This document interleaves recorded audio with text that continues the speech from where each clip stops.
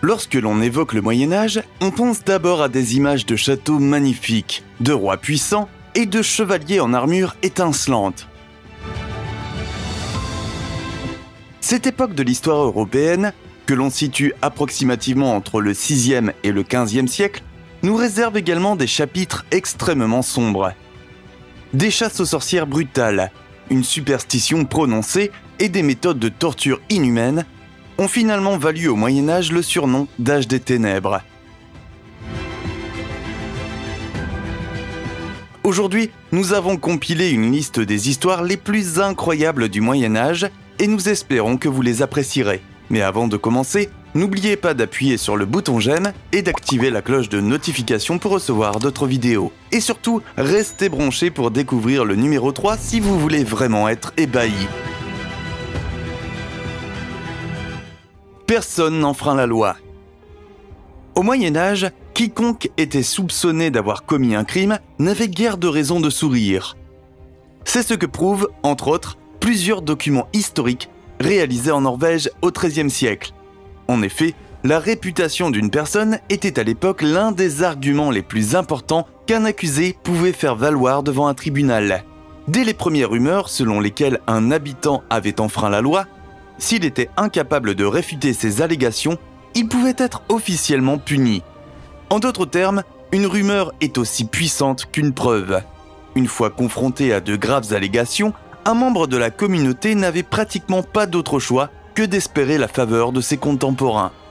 Selon la loi de l'époque, l'accusé devait prouver son innocence à l'aide de témoignages. Si les témoins voulaient confirmer leur déclaration, ils prêtaient serment. Les textes juridiques historiques suggèrent que ces serments étaient pris très au sérieux. Cependant, ces serments portaient moins sur les circonstances du crime réel que sur la réputation de l'accusé dans la société. Souvent, on demandait aux témoins concernés non pas s'ils savaient quoi que ce soit de la prétendue séquence d'événements, mais plutôt s'ils considéraient comme probable que le suspect avait commis le crime allégué. Alors qu'un accusé est aujourd'hui considéré comme innocent devant la loi jusqu'à preuve du contraire, au Moyen-Âge, c'était l'inverse. Une personne était alors considérée comme coupable jusqu'à ce que son innocence soit garantie par un nombre suffisant de serments. Cependant, si une personne jugée n'avait pas d'amis ou de famille pour jurer de sa réputation, le processus était pratiquement résolu avant même de commencer. Le berceau de Judas. Il est bien connu que les tribunaux médiévaux utilisaient des mesures bien plus drastiques pour forcer l'accusé à avouer. Une grande variété d'instruments de torture cruels ont été mis au point à cette fin. À cette époque, les suspects étaient soumis à des tortures infernales. Afin de mettre fin à cette douleur atroce, de nombreux accusés se laissaient emporter pour avouer, même s'ils étaient en réalité innocents. Le berceau de Judas était l'un des instruments de torture les plus brutaux de l'âge sombre. Il s'agissait d'un dispositif en bois en forme de pyramide, au sommet duquel la victime était placée au moyen d'un treuil. L'extrémité pointue du berceau de Judas était insérée dans les régions des parties inférieures de la victime, qu'elle soit vraiment innocente ou non. Cela signifie que, selon la loi du Moyen-Âge, n'importe lequel d'entre nous aurait pu être soumis à ce châtiment sans même avoir fait quoi que ce soit de mal. Au cours de l'interrogatoire, les accusés étaient à plusieurs reprises tirés vers le haut, puis lâchés. Ce procédé cruel entraînait de graves blessures à l'abdomen. Parfois, des poids lourds étaient placés sur les jambes de la victime pour ajouter à son agonie. Afin de rendre l'horreur de cet instrument de torture encore plus diabolique, il n'était jamais lavé après les interrogatoires respectifs. Ceux qui, contre toute attente, survivaient à la torture étaient confrontés non seulement à une douleur insupportable, mais aussi à des infections potentiellement mortelles. Des êtres minuscules. Si l'on observe un spermatozoïde au microscope, il ressemble davantage à de minuscules têtards qu'à une sorte d'être humain. Mais saviez-vous que, jusqu'au XVIIIe siècle, de nombreux scientifiques croyaient fermement que les spermatozoïdes contenaient des humains miniatures entièrement développés? Évidemment, à l'époque, les microscopes n'étaient pas courants, voire inexistants. Pour cette raison, les scientifiques devaient faire leur meilleure estimation de ce qui aurait été contenu dans la substance glissante. Dans le contexte de cette idée, que l'on appelait le préformationnisme, les gens croyaient qu'une fois que le minuscule être humain était entré dans l'utérus, il avait simplement grandi, au lieu d'y être fondamentalement créé. Bien que nous sachions aujourd'hui que le développement d'un embryon est complètement différent, la croyance en la préformation a façonné le monde des scientifiques pendant de nombreuses décennies. Cette idée est un véritable témoignage de l'état de la communauté scientifique de l'époque. Il y a tant d'années, les scientifiques pensaient avoir compris presque tout ce qui concerne notre existence. Cependant, maintenant que des centaines d'années ont passé, nous réalisons que ces scientifiques avaient terriblement tort. Cela nous amène à nous demander ce que sera la science dans quelques centaines d'années et à nous poser la question suivante. Sur quoi d'autre pourrions-nous nous tromper aujourd'hui alors qu'il est communément admis que cela est vrai ? Une gueule de bois interminable. Dès qu'un fermier médiéval avait terminé sa journée de travail, que pouvait-il faire des heures restantes de la journée ? Beaucoup de gens choisissent finalement de remplir leur temps libre avec de l'alcool. La consommation excessive de boissons alcoolisées n'est devenue populaire qu'à la fin du Moyen-Âge. Jusque-là, l'alcool n'était produit qu'en très petite quantité dans les foyers ruraux. Et les boissons n'avaient pas une teneur en alcool particulièrement élevée. Bien qu'il y ait eu beaucoup plus de boissons alcoolisées à cette époque, elles étaient réservées à la classe supérieure riche. Vers l'an 1500, cependant, la distillation est devenue une partie intégrante de la vie quotidienne, même dans la population normale. Les paysans ne se contentaient pas de consommer eux-mêmes les boissons brassées, mais gagnaient souvent un peu plus d'argent en vendant les spiritueux. Il existe encore un cliché selon lequel les paysans médiévaux ne buvaient que de l'alcool pendant la journée. Cela serait dû au fait que l'eau disponible était bien trop sale pour être bue. La plupart des historiens pensent qu'il s'agit d'une idée fausse très répandue. En fait, la plupart des agriculteurs vivaient dans des villages qui disposaient également de sources d'eau potable. Les boissons alcoolisées n'étaient donc consommées que le soir pour se détendre. Il s'avère que rien ne prouve que les paysans en auraient consommé tout au long de la journée en toute occasion normale. Exécution. Si une personne était reconnue coupable par un tribunal, la mort l'attendait dans la plupart des cas. Cependant, la manière dont une personne était exécutée dépendait du crime qu'elle avait commis. En règle générale, les voleurs étaient condamnés à mort par pendaison. Si vous aviez commis un meurtre ou un viol, le vélo vous attendait. Il s'agit d'un nom plutôt anodin pour un acte véritablement gore. Les coupables étaient d'abord attachés au sol. Le bourreau faisait ensuite tomber une lourde roue en fer sur le corps de la victime. Toutefois, cette phase de l'exécution n'avait pas pour but de tuer la victime. Au contraire, la victime devait recevoir autant d'os cassés douloureux que possible. Le point culminant infernal de cette punition était que le corps mutilé du condamné était attaché à une autre roue qui était ensuite érigée sur un pieu. Le bourreau était alors autorisé à décapiter ou à étrangler la victime. Une autre variante consistait à jeter l'homme attaché à la roue dans un feu. Une autre variante consistait à jeter l'homme attaché à la roue dans un feu. Après l'exécution, le corps de la victime était laissé en évidence, où il se décomposait publiquement ou était dévoré par les animaux. La cruelle collection de méthodes d'exécution médiévales comprenait également le brûlage des sorcières, la noyade des adultères et la décapitation des trompeurs. Afin de dissuader le reste de la population de commettre des atrocités similaires à celles des condamnés, les exécutions avaient toujours lieu en public. Imaginez que ce type d'exécution ait lieu aujourd'hui. Il y aurait un tollé général. Cependant, à l'époque, c'était une pratique courante et certaines personnes la considéraient même comme une forme de divertissement bizarre. De nos jours, nous disposons de moyens beaucoup plus humains pour mettre fin à la vie des personnes qui ont commis des crimes horribles.